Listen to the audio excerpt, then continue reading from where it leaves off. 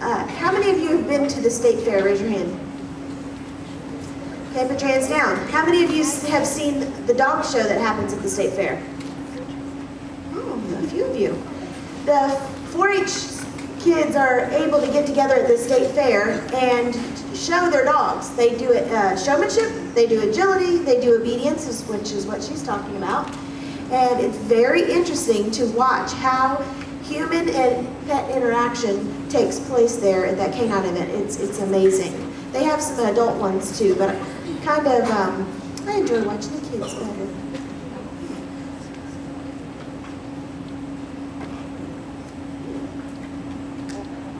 I'm trying to decide if they're moving on to 5th grade or if they're finishing right now. Yeah? Talking about more.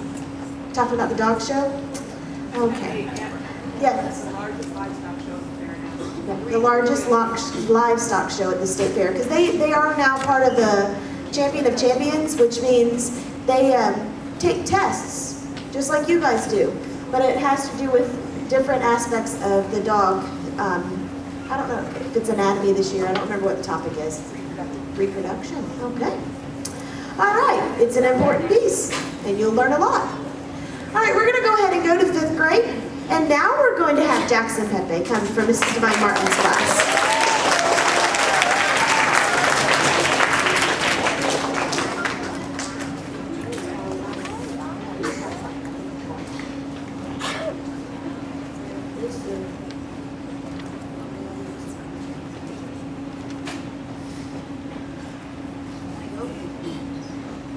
Principals, principals, principals.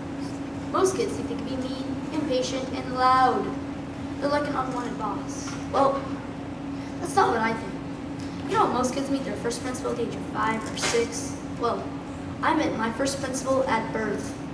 That's because my dad was the principal. Think about that. Imagine how I feel. What do you do when you get in trouble at school? You go to the principal's office. What do I do when I get in trouble at home? I go to the principal's office. Have you ever been on vacation with the principal? It's not very pleasant. Most of the time, you just do what he wants. It's also annoying whenever we're walking through Publix, and he has to have 5 million conversations with every parent teacher he sees. Plus, if we go to his former school, I have to hug a bunch of random people I don't even remember. You know how principals do fundraisers? Well, my dad takes it to the extreme with his fundraisers. Most of the time, he goes way overboard, like this one. I mean, who would let someone shave their head for fun? For some reason, my dad does faculty and students shave his head, including me. Of course, this is all for a good cause, but still, shaving your head? Plus, I would get within 10 miles of a 5 or 6-year-old with a razor around my face. Go figure, my dad wouldn't. Okay, fine. I admit it. I love my dad, and principals are cool too. I guess I am pretty fortunate to have a principal at school and a principal at home. My principal does so much for my school, it's not even funny. Like, I bet your principal is planning an epic fall fest. Everyone loves the fundraiser she gets together. She's got the right idea. And I love how she's at all the events, and she hands out awards for achievements. See how unbelievably lucky I am to have such a great principal at school, and I love having 2 principals. But next year, man, that will be an adventure. Not only will the principal my dad knows chew me out if I get in trouble at school, then there's the teachers, and whenever I march myself back home, I get the second principal treatment, my dad. I guess I have to make this year last a long time. Try to shape up for next year. What would I do without my dad? Or principals, for that matter.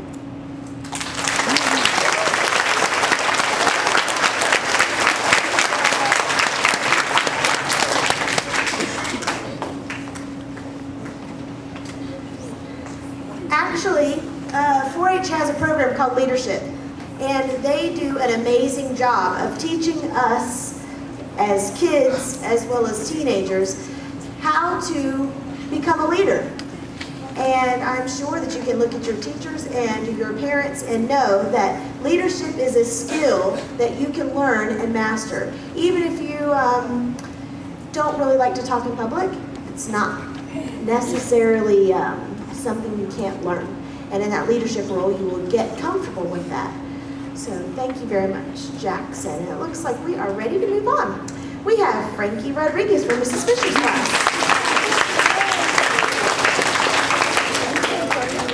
guys are doing a good job. Stick with us.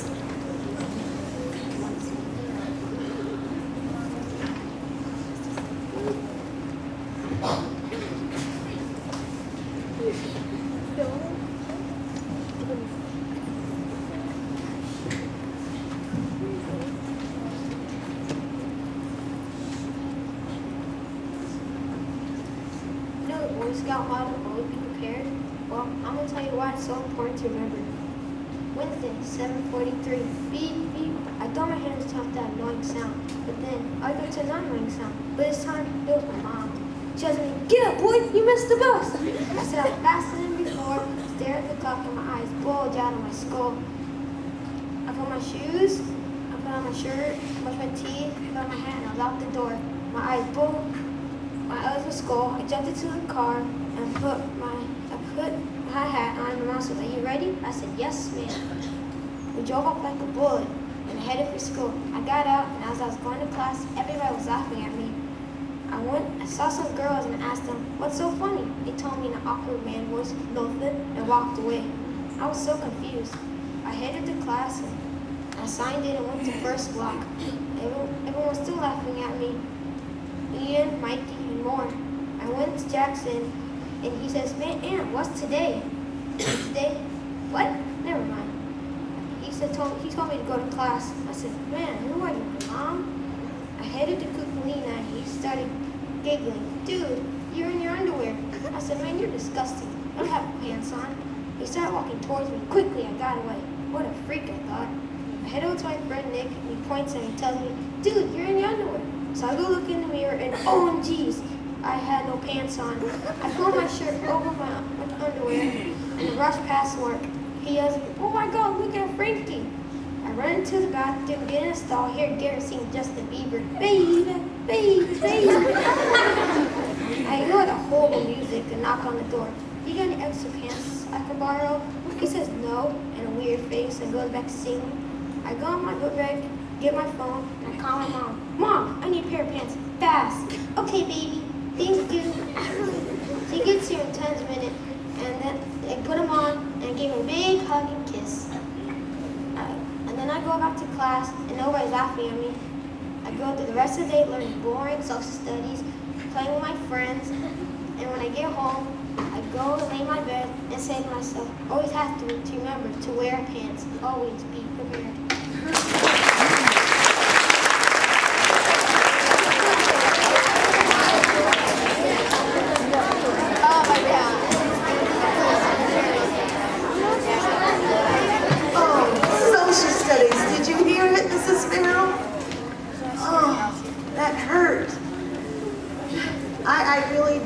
I don't know where to go with that one. You have an opportunity to go to camp. Here's where I'll go with that. The winner of the Tropicana public speaking, when you go to the finals district, you get a week's free camp at Camp Ocala. And you are responsible for yourself when it comes to getting dressed. How do you like that? So if he doesn't remember he can't call Mom, he's got to figure out how to go get them back from the cabin. Oh, I saved myself. All right, we're going to move on. We have Junior Cardenas from Mrs. Farrell's class.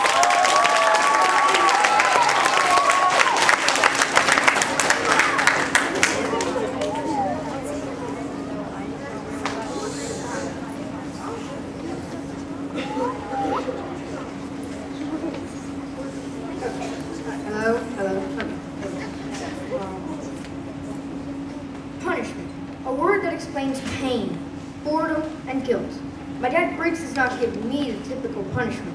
Instead, he makes me stare at a wall until my eye sockets are sore and blood almost cuts off my shins, ankles, and my feet. Also, your arms are raised while holding on each hand a thick, heavy Cosmopolitan magazine. Trust me, it's not the best punishment. Now sit back and enjoy the ride. 1. Never, ever argue. You don't gain progress at all. I learned the complex way. Usually when I argue, my dad will take my game consoles such as Xbox 360, PlayStation 3, and even the Wii. To avoid, well, be thoughtful and respect the adults. Do not break a limb, especially my dad's antique collections.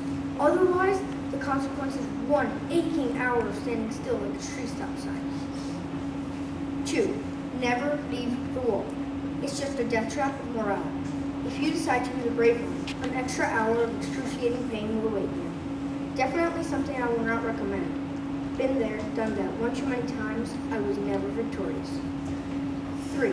Follow punishment directions. On the wall, put your hands up and stand still.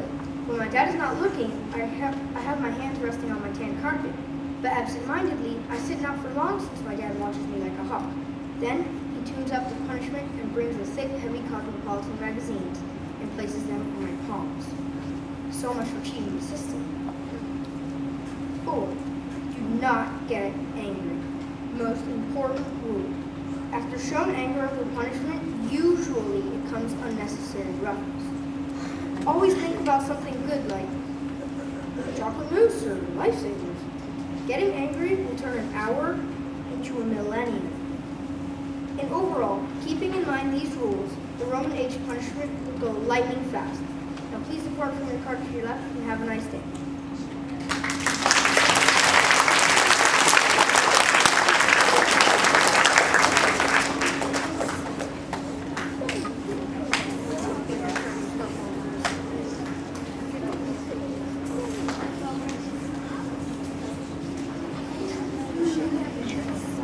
Nope, don't have anything. Nope, don't have anything. Well, let's see. What haven't I told them?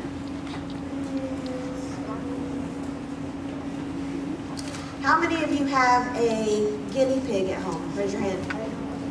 Keep your hands up. Don't put them down yet. How many of you have a hamster at home? Okay, keep your hands up. How many of you have a gerbil at home? Okay, there's a program called Pocket Pets. So any of those little rodents that you have that are along those lines, there's a 4-H program for that as well. Okay, put your hands down. There is a program for snakes. Sure is.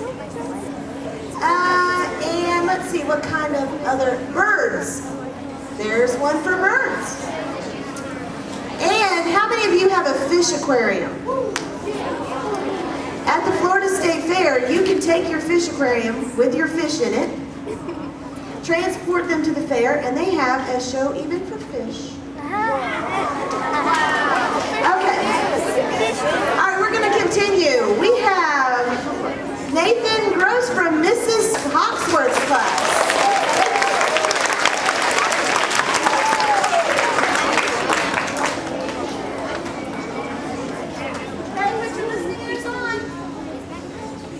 When's the last time you were sitting straight up in the air? Well, I did this 2 weeks ago when I rode Sheikah. Me and my family were on vacation for Christmas break and we did not know what to do. While I was brainstorming, an idea came to my head. We would go to Busch Gardens. My parents agreed with my great idea. I was so excited that we were going to Busch Gardens that I couldn't sit still during the car ride there. I was like a rabid chipmunk on a sugar overdose. I tried to sleep, but I couldn't because I was way too excited. We live in Brandon, so Busch Gardens is not that far away. We got there in about 30 minutes or so. We parked the car and got in line for the tram. Let me tell you something. The tram is a faster way to get to the park. It is way better than just walking. While my mom was buying our tickets, I saw this gigantic roller coaster that I really wanted to ride.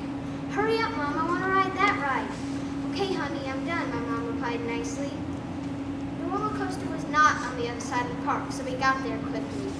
And there it was, right in front of my eyes, was the biggest, scariest ride in all Busch Gardens. Sheikah. Hopefully I was tall enough to ride it. Yes, I was exactly 53 inches tall. Boy, was I glad we got the fast passes. The line was longer than the ride itself. And there I was, front seat of Sheikah, about to go. Floor slides from under our feet.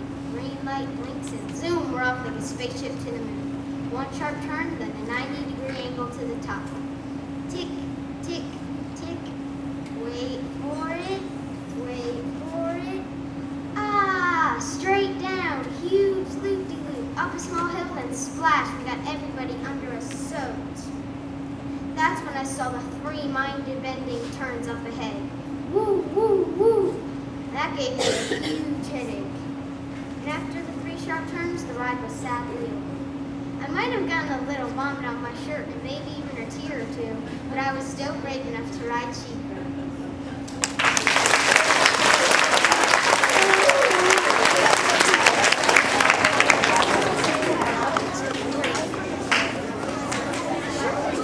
Raise your hand if you've been on Shikra.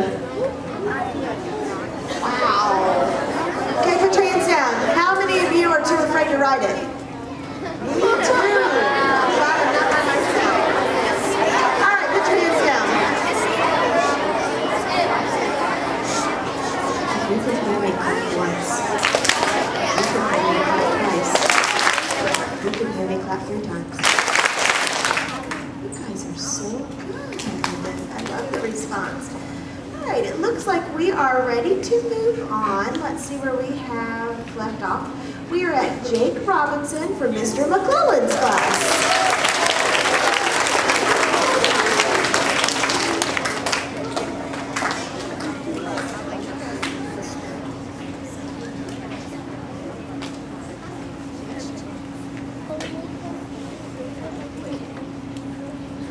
Can I go? When I began reading the Harry Potter series, I read the books because I enjoyed them. After a while, I began to care about the characters and what was happening to them. Then I realized I was learning a lot of lessons from the boy who lived, as well as his friends and enemies. Harry's parents died when he was a baby. He was sent to live with the only blood relatives he had left, yet he never felt like he had a family or a home because of the way he was treated. It wasn't until he was welcomed into Gryffindor House at Hogwarts that he truly felt a sense of what it was like to be part of a family, or to have a place to call home. From his first year on, even when he had to leave for the summers to go back to Privet Drive, the sense of belonging to Gryffindor never left him. Lesson learned: home is where the heart is. Harry didn't understand why Dumbledore left him with the Dursleys, who were mean to him. When Harry's mom, Lily, sacrificed herself out of love for her son, a magical protection was created. The protection was sealed when one of Harry's blood relatives, his Aunt Petunia, looked after him. Dumbledore knew Harry would be safe when he trusted the Dursleys to look after Harry. This continued to keep Harry safe all those years. Lesson learned: no one in life is trusted without reason. Harry made many friends at his years at Hogwarts. His best friendship was with Ron and Hermione. They were more like a family than friends. When Harry decided that he had to go off and find all the Horcruxes to destroy Voldemort, Ron and Hermione could not let him go alone. They gave everything to help find and destroy the Horcruxes. Harry always thought he had to do things alone. Now, with Ron and Hermione's true friendship, he could rely on them. Lesson learned: with friends, you can accomplish more than you can on your own. Whether a Death Eater, member of the Order of Phoenix, or a soldier in Dumbledore's army, good or bad, most were loyal to their side to the end. Their loyalty motivated them in whatever they are fighting for or against. Lesson learned: stand up for what you believe in. As I said in the beginning, Harry's mother gave the ultimate sacrifice. She died so that her son could live. This gave Harry the strength and determination to build trust in his friendships and the perseverance to destroy Voldemort in the end. Lesson learned: love conquers all. I don't think I'll ever be able to read another book again without taking more life lessons away from me. Thank you, J.K. Rowling.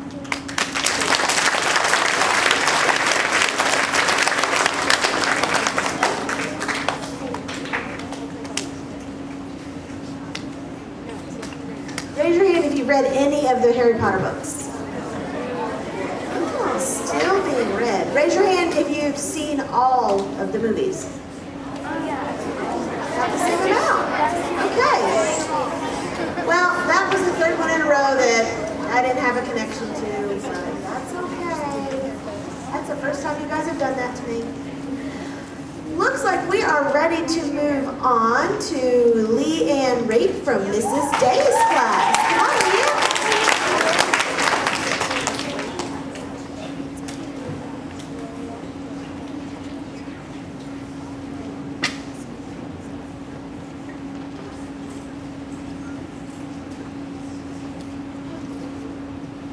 God's miracle. Who knew a holy promise from God could be so much trouble? It was midnight. I was 5 years old when the trouble started. My mom had leukemia, a type of cancer in your blood, when she was pregnant with my little brother. And now she was having a placental abruption when the womb tears away from the mom. My dad called 911. The ambulance, police, and fire department came. I woke up with a start and a policeman saw me peeking out my door. Then I hid behind my door. When he was gone, I came out slowly and scared. I weaved through the crowd to my mom's room, but she wasn't there, so I dashed back to my room. My mom was so close to death, Satan was trying to take her and Cimino. She knew she was dying. She felt God's presence, which gave her peace, but then she thought about me and my siblings. But God said to her, I can take better care of your children than you ever could. At the hospital, the doctors got Cimino out, but he was blue from having no oxygen and not breathing. It was horrid. When my mom woke up, the doctor told her he might have brain damage. The next day, he was fine, nothing wrong. He was as normal as he could get. Both my parents and the doctor said it was a miracle.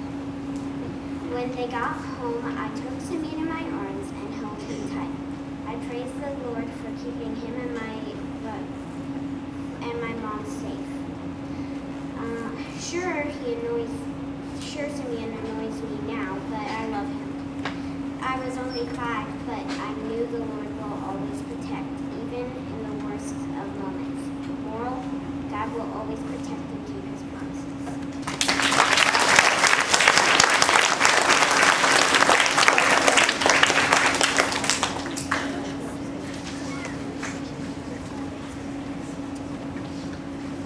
Well, Leanne, we're glad to hear that everything turned out well, that you were strong through that.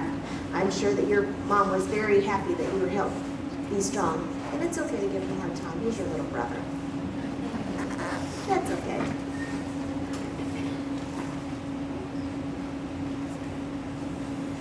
Okay, we have one more person to go, but not yet. They're not finished. When this competition is over, your school will be represented at the area battle, and there will be 11 schools, I think, in your guys' area, something like that. So you guys will be represented by whoever they pick today in that setting. And then from there, they go to a district, and they have, I think, 2 from each of the districts. So it'll be about the same amount of competition as they have here in the finals as well. All right, looks like we're ready for last but not least, Mrs. Maggie Pate from Mrs. Sanchez's room.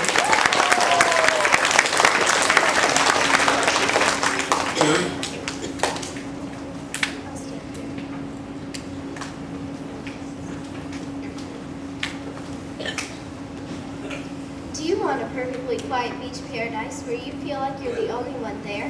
If you have any questions about this at all, I have an answer. The beach I'm talking about is called Palm Island, and it is found in the town of Inglewood, Florida. This paradise is amazing, trust me. The condos at Palm Island are nothing ritzy or fancy. They are basically a small house built on stilts, but not too small for my family of 3 to live in for a week. Actually, for any family, unless you don't like marching up at least 1 flight of stairs every day. Each condo, or at least the ones I've been in, are complete with 2 bedrooms and 2 bathrooms, which normally have seashell or sailboat wallpaper. A living room and TV, of course, are very important, but my favorite feature of the little house is the porch, with an astonishing view, which is overlooking the beach and the crystal clear water. If you think the condo was the most engrossing part of the resort, wait until you hear about being on the beach. When I'm on the beach, it is so peaceful. The sea oats sway back and forth because of the brilliant beachy breeze that makes my hair flop around too. While walking, I feel the sand between and beneath my toes. The sand I'm stepping on is also home to much wildlife, such as sea turtles with their eggs, crabs, seagulls, and much more. But the best part is just sitting on the sand and watching the waves lap comfortably at the shore, waiting for the most beautiful sunset you have ever seen. When it is time for the sunset, most of the people on the island come out and take pictures, but I just look at the reddish-orange sun that was staining the once bright clouds pink, being swallowed up by water. When the last red dot goes over the horizon, I think what a great way to end a great day on Palm Island. So Palm Island truly is my perfectly quiet beach paradise. Even though this paradise is simple, it feels like the grandest five-star resort.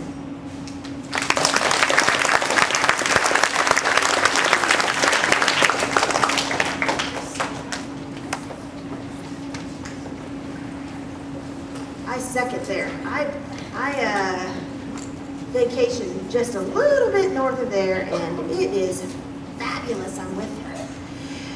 Just so happens that 4-H has a program called Marine Science, and you can actually go to a Marine Science camp, and it's up in the Tallahassee area, and they have one over on the Panhandle where you actually go out and seine. And they have seafood every night. My son went and he said, "Mom, we had lobster for dinner last night." I said, "At camp?" I went to the wrong camp because I had like hot dogs at the camp I went to. So just to let you guys know, if there is something that you're interested in and you want to have an opportunity to be able to do that with another group of students who are about your age that are interested in those same kinds of things, do look into it through the University of Florida is in charge of 4-H and sponsor it. The program is throughout the world, not just here in Hillsborough County, but in other states as well. Now, what the judges are going to do is they're going to tabulate their scores. They're going to figure out who from this school is going to be representing you in the area competition. So before we get that, here's what I know you need right now. I need for you to wiggle in your seat as much as possible. Wiggle now. Finish your wiggles in 5, 4, 3, 2, 1, 0. Perfect. Isn't that better? I know those of you who are sitting on the floor definitely needed that because we've sat down there before. All we're going to do is give out the awards, and then we're going to be ready. You're going to go back to your classrooms. Okay? They're finishing up right now, and I believe Miss Jordan's going to grab those. You're going to grab those. Look at that bling that Miss Jordan has. Ooh,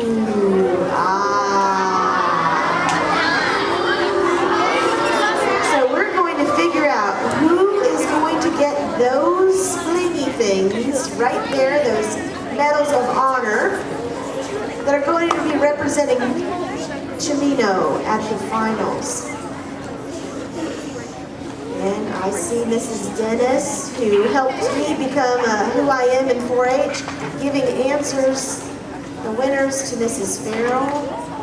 Mrs. Farrell, don't look. Don't look. We're watching.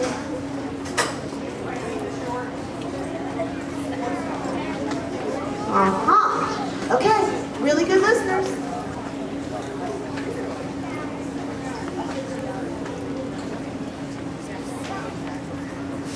Okay. Now, just so you guys know, the proper way to get an award is to shake that person's hand first. So you're saying thank you. Don't just grab and run. Shake. All right. Are we ready to see who's the third place? Fourth grade. Third place, Carter Todd.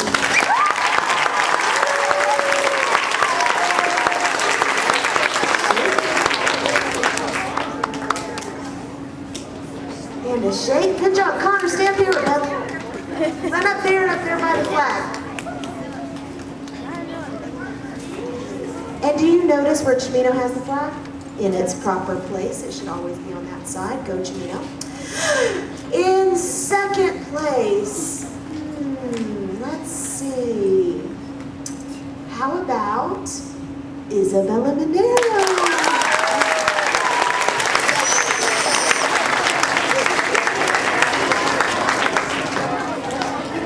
Congratulations. And for first, the person who is going to be representing Cimino is Kiana Spillman.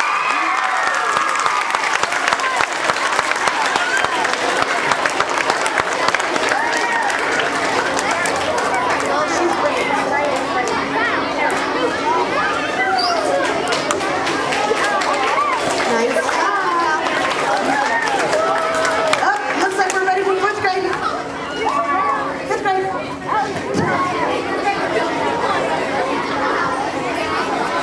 All right, here we go. In third place, we have Nathan Gross.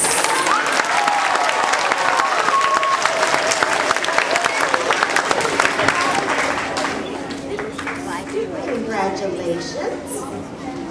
In second place, we have Jackson Pepe.